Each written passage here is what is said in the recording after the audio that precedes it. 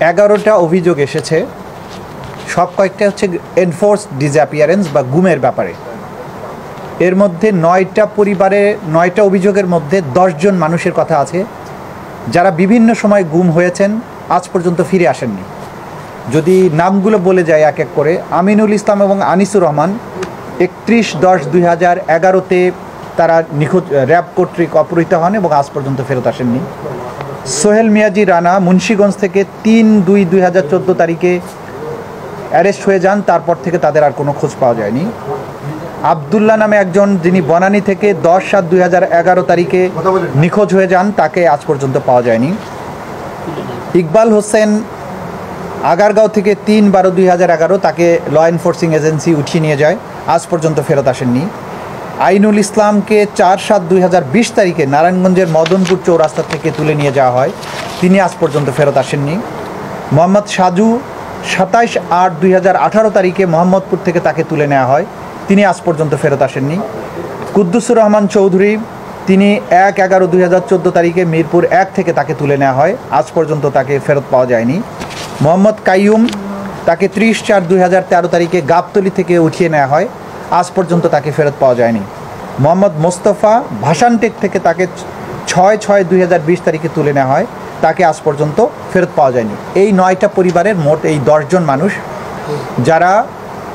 যাদেরকে উঠিয়ে নেওয়া হয়েছে আইন শৃঙ্খলা রক্ষাকারী বাহিনী, কখনো প্লেন ড্রেসে, কখনো র্যাবের পোশাকে, কখনো ডিবির পোশাকে, বিভিন্ন পরিচয়ে আইন শৃঙ্খলা রক্ষাকারী বাহিনী তাদেরকে তুলে নিয়ে যান।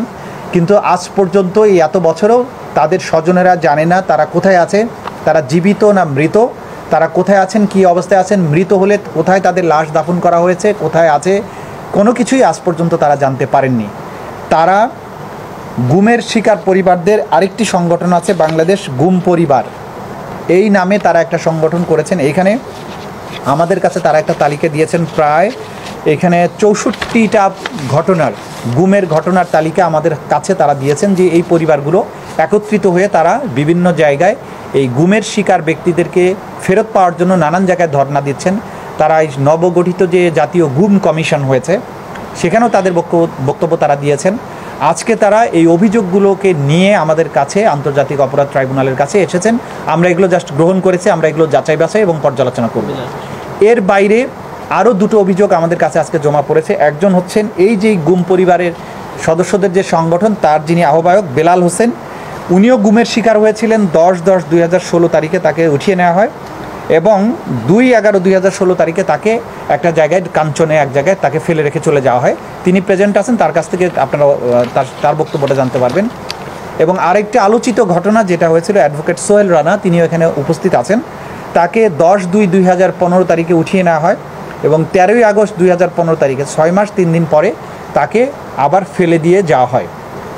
তার মানে এই যে 11টি পরিবারের ঘটনা আমরা বললাম, 2 জন মানুষ ফেরত আসতে পেরেছেন আর বাকি 10 জন আজ পর্যন্ত ফেরত আসেননি। এই যে অপরাধগুলো সংগঠিত হয়েছে সেগুলোর ব্যাপারে অভিযোগগুলো আমরা পেয়েছি।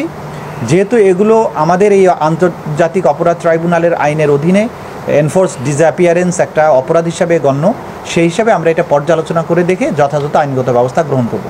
হ্যাঁ, 11টা অভিযোগের মোট 12 জন ব্যক্তির ব্যাপারে তথ্য আছে।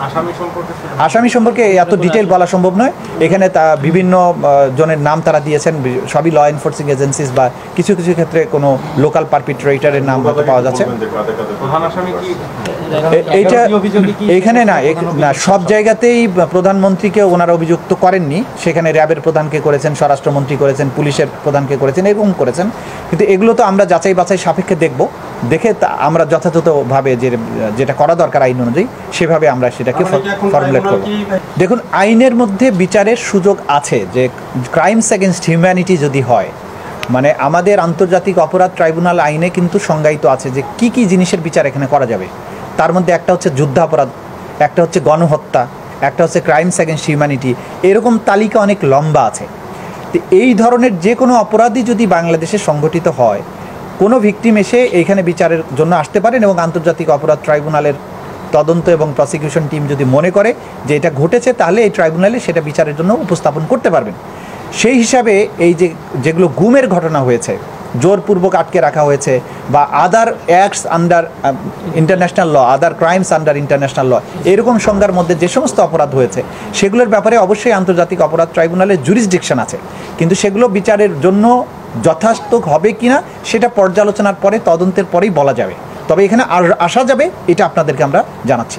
যেটা হচ্ছে যে ওইখানে নতুন যে সংশোধনী প্রস্তাব করা হয়েছে সেটা গুমের ঘটনাকে অনেক বেশি স্পষ্ট করে আইনের সংযোজনের কথা বলা হয়েছে, কিন্তু এছাড়াও আইনে বর্তমান যে পজিশনটা আছে সেইখানে কিন্তু জোরপূর্বক আটকে রাখা, অবৈধভাবে কনফাইনমেন্ট করা, অ্যাবডাকশন মানে অপহরণ করে কনফাইন করে রাখা, এটা গুম যেমন যেটা হয়, তাকে অপহরণ করে নিয়ে যেয়ে আটকে রেখেছে, এটা তো গুম।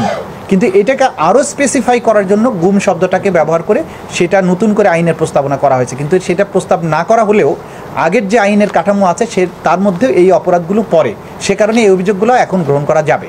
বিচার কার্যে চাপ পড়বে কি পড়বে না সেটা তো আমাদের বিচার্য বিষয় নয়। বিষয় হচ্ছে যে এই যে অপরাধগুলো সংগঠিত হয়েছে বলে অভিযোগ আসছে, এইটা এই ট্রাইব্যুনাল কর্তৃক বিচার্য এবং এই আইনের অধীনে বিচার্য, এগুলো সাধারণ আইনে বিচার্য নয়। সেই কারণেই অভিযোগগুলো এখানে এসেছে। এটার কারণে সিআরপিসির অপরাধের সাথে এটার কোনো সম্পর্ক হবে না বা প্রচলিত আইনের জন্য কোনো বাধা হয়ে দাঁড়াবে না। অভিযোগ আসলে ট্রাইব্যুনাল বিচার করবে, সেটা বিচারের ক্ষেত্রে সংখ্যা বেশি হবে কিনা, তার উপরে বার্ডেন হবে কিনা, তাহলে ট্রাইব্যুনাল বাড়াতে হবে কিনা, এগুলো রাষ্ট্রীয় সিদ্ধান্তের ব্যাপার। কিন্তু যখনই অভিযোগ হবে, অভিযুক্তের অধিকার থাকবে আদালতের কাছে এসে এটা প্লেস করার, তারপরে আদালত সিদ্ধান্ত নেবেন সেটা কিভাবে ডিসপোজাল করবেন। সুতরাং এই ব্যাপারে আইনগত কোনো সমস্যা নেই।